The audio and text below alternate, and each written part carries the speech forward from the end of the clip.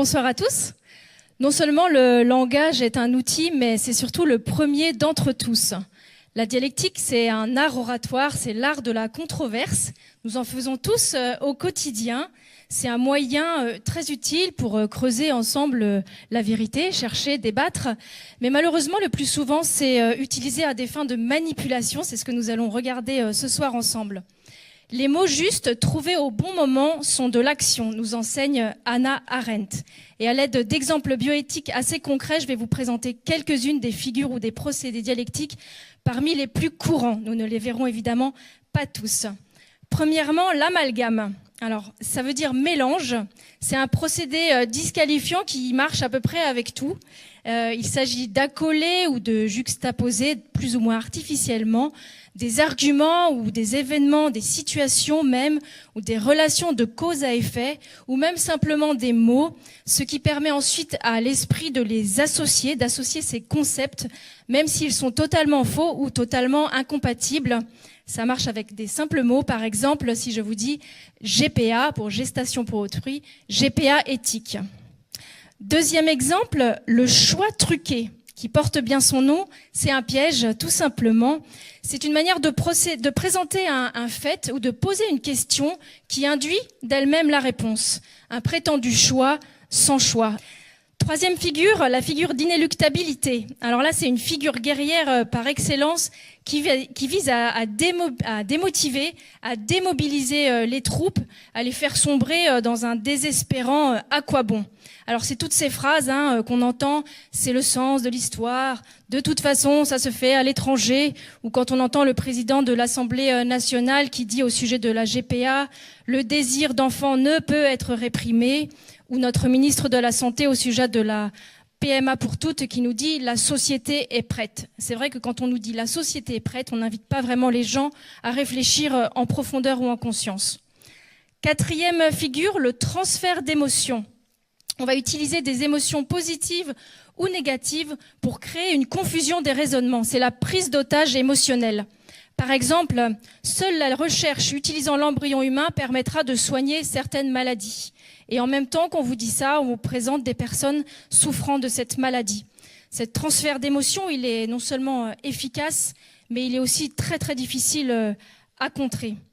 Dans cette thématique-là, il y a aussi la rhétorique de l'espoir qui sert beaucoup de cheval de Troie dans nos débats bioéthiques. Par exemple, samedi, le premier débat qui sera lancé pour les États généraux s'intitule « La recherche sur l'embryon, un espoir pour les couples infertiles ». Cinquième figure, le transfert de responsabilité. Là, on va essayer de déplacer la responsabilité chez l'autre pour créer un sentiment de culpabilité, pour qu'ainsi il n'ose même plus argumenter. Par exemple, c'est la faute des opposants à la gestation pour autrui si aujourd'hui ce sont des fantômes de la République.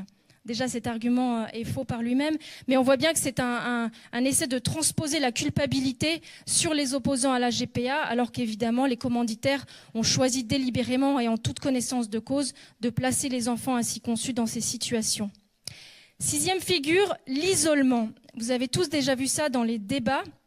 C'est la manière dont, injustement, certaines personnes vont être stigmatisées, et si possible, à 10 contre 1, à la fois pour le culpabiliser, pour le faire taire, pour qu'il se sente illégitime, et pour que ceux qui observent le débat également soient totalement discrédités aux yeux des observateurs. Alors les exemples ne manquent pas autour de toutes ces étiquettes et bien sûr il y a toute la panoplie des phobes, les europhobes, les technophobes et puis récemment les grossophobes, enfin tous les jours il en arrive. Il y a toutes ces étiquettes aussi, réac, fasciste, j'ai même trouvé confusionniste, à croire que notre époque crée elle-même des ennemis car elle en a besoin pour faire avancer toutes ces transgressions. Si aujourd'hui vous êtes contre la gestation pour autrui ou si vous osez dire que pour s'épanouir un enfant a besoin d'un père ou d'une mère, eh bien voilà, comme un réflexe de Pavlov, eh bien vous êtes homophobe.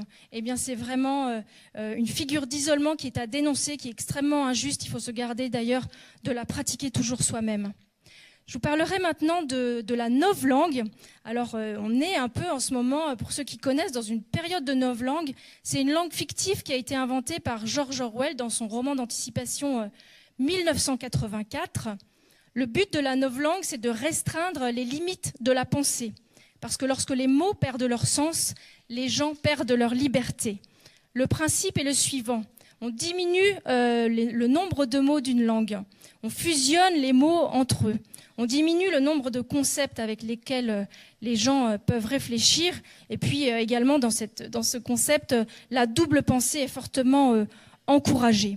Ainsi, en éliminant les finesses du langage, eh bien, la capacité à raisonner s'amoindrit et elle ne repose plus que sur l'affect. Il y a certains exemples dans votre carnet. Par exemple, on ne dit plus clonage, mais transfert nucléaire. On ne dit pas euthanasie, mais nous avons vu récemment dans un magazine interruption volontaire de vie sans consentement du malade. Et on ne dit pas FIV 3 par an, mais don de mitochondries, etc., etc. Alors, quelle méthode adopter pour ne pas se laisser manipuler? La première, bien sûr, c'est de prendre du recul pour ne pas laisser l'émotion ou la culpabilité nous envahir, ne pas se laisser entraîner dans cette manipulation. Il faut repérer la figure ou le procédé dialectique en question, éventuellement le dénoncer, soit publiquement dans un débat, soit intérieurement pour s'en libérer, puis ensuite revenir au réel. En conclusion, je vous donnerai 2 adversaires sérieux à combattre. Le premier d'entre eux, eh bien, c'est nous-mêmes. Parce que peut-être le pire danger qui nous guette, c'est l'autocensure. Par la peur de nous exprimer ou par le fait de s'habituer, bercé dans un relativisme tranquille. Nous risquons de nous acclimater à la guerre contre la vie qui est menée dans nos sociétés postmodernes. On ne s'habitue pas aux injustices ou aux transgressions éthiques. On ne s'habitue pas à une culture du déchet humain déguisée sous des airs progressistes. On ne s'habitue pas à des sondages bidonnés ou à ce qu'on nous présente comme inéluctable. Nous ne devons pas avoir peur de parler et de proclamer sur les toits ce que nous entendons crier au fond de notre conscience. Deuxième adversaire, c'est encore nous-mêmes. Et là, ce serait peut-être par l'orgueil de vouloir remporter la partie à tout prix. Puisque nous réfléchissons au temps, eh bien, libérons-nous de cette donnée du succès dans l'immédiateté. Être bon en dialectique, en rhétorique, en joute médiatique, c'est bien, mais ce n'est qu'un moyen et ce n'est pas un but. Parfois, il vaut mieux une larme partagée ou un silence habité plutôt qu'un long discours aussi construit et juste soit-il. Pour servir la vérité dans la durée, être bon vaut mieux parfois que donner l'air d'avoir raison. Et n'utilisons pas les armes du mensonge que nous dénions à nos adversaires. Gardons-nous bien d'une éthique sans bonté, au risque de n'être que des cymbales qui résonnent bien intellectuellement, mais qui résonnent dans le vide du cœur. Si on a tous le devoir de nous former et de décrypter tous ces pièges qui nous sont tendus dans ces débats, nous ne sommes pas tous appelés à parler publiquement, mais par contre souvent dans la discrétion de nos rencontres familiales et amicales. Et c'est déjà beaucoup. Peut-être d'ailleurs la bioéthique n'a-t-elle de meilleurs porte-parole que celui qui vit ce que d'autres enseignent ou celui qui vit ce qu'il enseigne et qui devient à ce moment lumineux témoin. Ceux qui s'occupent par exemple au quotidien d'un proche en fin de vie ou d'un enfant porteur de handicap, ceux qui disent non merci au test prénatal, ceux qui ne peuvent se résigner à procéder au tri de leurs embryons, ceux qui refusent une IMG, ceux qui, après 4 filles, n'exigent pas un DPI pour obtenir un garçon, celle dont l'utérus abîmé ne peut plus porter d'enfant, mais ne fera pas de GPA, ceux qui, malgré le lourd désir d'enfant, patientent humblement, ceux qui, homosexuels ou célibataires, se refusent à utiliser des techniques de PMA ou de GPA pour obtenir un enfant, estimant injuste de le priver délibérément de son père ou de sa mère. Tous ceux finalement qui, devant la technologie et le marché procréatif qui s'étale devant eux, refusent ces techniques, conscients de la portée collective d'une décision individuelle qui transgresse les principes éthiques de base de la dignité humaine. Tous ces héros des temps modernes deviennent alors pour le monde des héros, messagers d'une déclaration de guerre personnelle au totalitarisme technologique, à l'individualisme chronique, à l'eugénisme démocratique et à la poussée transhumaniste. Alors soyons bons, mais doublement bons. Je vous remercie.